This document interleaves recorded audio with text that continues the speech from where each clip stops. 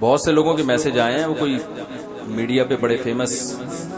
ایک سیلیبریٹی ہیں وقار زکات، انہوں نے بھی قادیانیت کے خلاف بڑا کام کیا ہے، اور میں نے ان کا وہ کلپ سنا، وہ مناظرہ جو قادیانی اور ختم نبوت کے ایک عالم کو بٹھا کے انہوں نے بحث کروائی، اس میں انہوں نے جو خود تجزیہ کیا کہ ہمارا ختم نبوت پر ایمان ہے۔ آپ کو یاد ہوگا کچھ دن پہلے یہ جو نعرہ لگا تھا میرا جسم میری مرضی، تو اس میں بالکل ایک ڈرامہ لکھنے والے ایک شوبز کی دنیا میں بالکل ایک لبرل آدمی سمجھے جاتے ہیں، انہوں نے بڑا زبردست ری ایکشن کیا تھا۔ اس میں ان کا نام کیا تھا؟ ذہن سے نکل، ہاں، خلیل الرحمان۔ تو پورا میڈیا ان کے خلاف ہو گیا تھا، اور میں نے پھر اس کے بعد بھی بہت سارے کلپ ان کے دیکھے تو اندازہ ہوا کہ یہ آدمی بالکل تنہا ہو گیا ہے۔ تو ایسے موقع پہ ہم سب کی ذمہ داری بنتی ہے کہ ایسے کسی بھی محنت کو ہم اپریشیٹ کریں، ایسے بندے کو ہم کی حوصلہ افزائی کریں کہ بھی ویل ڈن، آپ کے باقی کاموں کا اللہ جانے، ٹھیک ہے نا، ہم کسی برے کام کو کبھی بھی اپریشیٹ نہیں کر سکتے، ہمیں نہیں پتا آپ نے برا کیا اچھا کیا، لیکن یہ کام بہرحال آپ نے اچھا کیا، اور اس کی ویلیو اس لیے بھی بڑھ جاتی ہے کہ علماء کا اپنا ایک طبقہ ہوتا ہے جو علماء کو سنتا ہے، لیکن دنیا میں بہت سے لوگ ان لوگوں کو بھی سنتے ہیں جو انہی کی تقریر سے، انہی کے جذبات سے متاثر ہوتے ہیں، وہ ہمارے اور آپ کے جذبات سے متاثر نہیں ہوتے، کیونکہ ہماری بات اس طبقے میں نہیں پہنچتی ہے جس طبقے میں اس طرح کی سیلیبریٹیز کی باتیں پہنچتی ہیں، اور اس پر اثر زیادہ ہوتا ہے۔ تو یہی وقار زکا صاحب نے جو قادیانیت کے خلاف کام کیا ہے، تو اس پہ بہرحال ان کو اپریشیٹ کرنا چاہیے۔ قادیانیت اس ری ایکشن سے جو ان کو نقصان ہوا ہے یا تکلیف ہوئی ہے، وہ باقی ری ایکشن سارے ایک طرف رہے گا۔ تو لبرل طبقے میں اور اس طرح کی سیلیبریٹیز میں اس طرح کی بات کا آ جانا یہ ایک بہت اچھی بات ہے، اس میں بلا وجہ کیڑے نکالنا، اب ہے اس کا تو یہ مقصد، اب ہے اس کا تو کوئی اچھا کام کرے تو بھائی اچھا کہہ دیا کرو، کیا جا رہا ہے، گورنمنٹ کی طرف سے کوئی ٹیکس لگتا ہے اس پہ؟ تو میں یہ پیغام دینا چاہتا ہوں کہ جیسے انہوں نے ری ایکٹ کیا ہے، اور اس ری ایکشن کی وجہ سے فیس بک کی ان کی مونیٹائزیشن بند ہو گئی ہے، سمجھ رہے، اتنا زیادہ احتجاج ہوا ہے اس پر کہ وہ فیس بک کی مونیٹائزیشن بند ہو گئی ہے۔ تو باقی جو ہماری جو سیلیبریٹیز ہیں جو میڈیا پہ آتے ہیں وہ بھی الحمدللہ مسلمان ہیں، تو ان کو بھی چاہیے کہ اس معاملے میں وقار زکا کا ساتھ دیں۔ وہ لوگ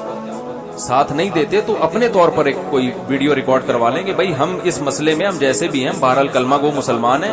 ہم ختم نبوت پر ایمان رکھتے ہیں، رسول اللہ صلی اللہ علیہ وسلم کو آخری نبی سمجھتے ہیں۔ دیکھو حدیث میں آتا ہے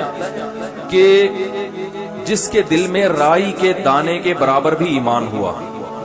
بالآخر اللہ اسے جہنم کی آگ سے نکالیں گے۔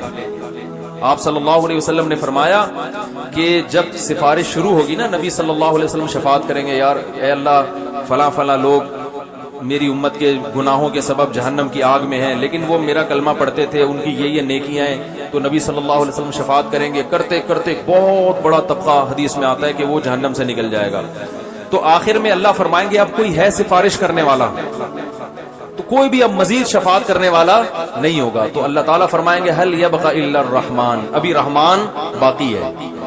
میں نے خود اپنی مرضی سے تو ابھی نکالا نہیں ہے، ابھی تو میری مخلوق ہے جو شفاعت کر رہی ہے، میں تو رحمان ہوں۔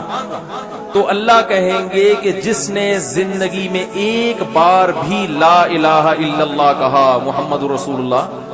یعنی جس کے دل میں رائی کے دانے کے برابر بھی ایمان، اسے کچھ اسلام کا نہیں پتا ہو، کوئی عمل اس کی زندگی میں نہ ہو، سارے اعمال نامے برائیوں سے بھرے ہوئے ہوں، سیاہکاریوں سے بھرے ہوئے ہوں، کوئی ایک نیکی بھی نہ ہو، تو اللہ کہیں گے کہ ایک دفعہ بھی، یعنی مسلم تھا وہ، آپ صلی اللہ علیہ وسلم کا امتی تھا، آپ پر ایمان رکھتا تھا اور میری توحید کو مانتا تھا، بس ایسا بھی کوئی شخص اگر جہنم میں ہے تو اس کو بھی نکال کے لے آؤ۔ تو حدیث میں آتا ہے کہ یہ وہ وقت ہوگا کہ جب جو لوگ کفر پہ مرے ہیں وہ کہیں گے یا لیتنی کنت ترابا، ہائے کاش ہم مر کے مٹی ہو کے ختم ہو جاتا۔ اور حدیث میں آتا ہے کہ جو کافر جہنم میں ہوں گے وہ اہل اسلام کو تانے دیں گے کہ تمہارے ایمان نے تمہیں کوئی فائدہ نہیں پہنچایا۔ تم بھی بدعمال تھے، ہم بھی بدعمل تھے، تم بھی بدعمل تھے، آج ہم دونوں اکٹھے جہنم میں ہیں، تو تمہارا مسلم ہونا تمہارے کام نہیں آیا۔ ایسے موقع پہ اللہ کو غیرت آئے گی، اللہ کہے گا نہیں نہیں نہیں، جو میرے ماننے والے تھے، اگرچہ نالائق تھے، اگرچہ مجھے فالو نہیں کرتے تھے، لیکن میرے ماننے والے تھے، آج میں ان کو نکالوں گا۔ اپنوں کو ہمیشہ آخر دم تک ان کا خیال رکھا جائے۔ تو کوئی بھی اس طرح جب ایمان کا مسئلہ ہوتا ہے، قادیانیت کے ساتھ ہمارا جو اختلاف ہے نا، وہ اعمال کا نہیں ہے، وہ کس کا ہے؟ ایمان کا۔ ختم نبوت پہ ڈاکہ جو حق خالصتاً محمد صلی اللہ علیہ وسلم کا تھا، وہ 15ویں صدی کے ایک جھوٹے کذاب کو انہوں نے دے دیا۔ تو نبی تو اللہ کے نمائندے ہیں نا، نبی کس کے نمائندے ہیں؟ کسی ملک کے سفیر کی توہین کرو تو یہ اس سفیر کی نہیں بلکہ اس ملک کی توہین سمجھی جاتی ہے۔ جتنا بڑا ملک ہوگا اس کے سفیر کو اتنا ہی پروٹوکول دیا جاتا ہے۔ تو اس خالق کائنات کے سفیر کی معمولی حیثیت نہیں ہے۔ اور سب سے بڑی توہین کسی کی یہ ہے کہ اس کی سفارت میں آپ کسی دوسرے کو اس کے ساتھ شریک کر دیں۔ یہ چھوٹی توہین تھوڑی ہے، بہت بڑی توہین ہے یہ۔ تو جو بھی یہ بھائی اس وقت یہ کام کرے گا، کوئی معاشرے میں کوئی خوبی کو پروموٹ کرے، تو اس کو ہمیں کم از کم اس کام کی حد تک اپریشیٹ کرنا چاہیے۔ تو اس لیے جو دوسرے ہمارے جو بھی شوبز کی دنیا سے وابستہ لوگ ہیں، ان کو بھی چاہیے کہ بھائی وہ بھی ساتھ دیں کہ بہت اچھا کام کیا، اور ہم بھی اس میں ان کے بولتے کیوں نہیں بھائی، ہم بھی ساتھ ہیں اس میں۔ اللہ تعالیٰ عمل کی توفیق عطا فرمائے۔ دوسرا، کتوں کے بارے میں رپورٹ پیش کرنا ہے۔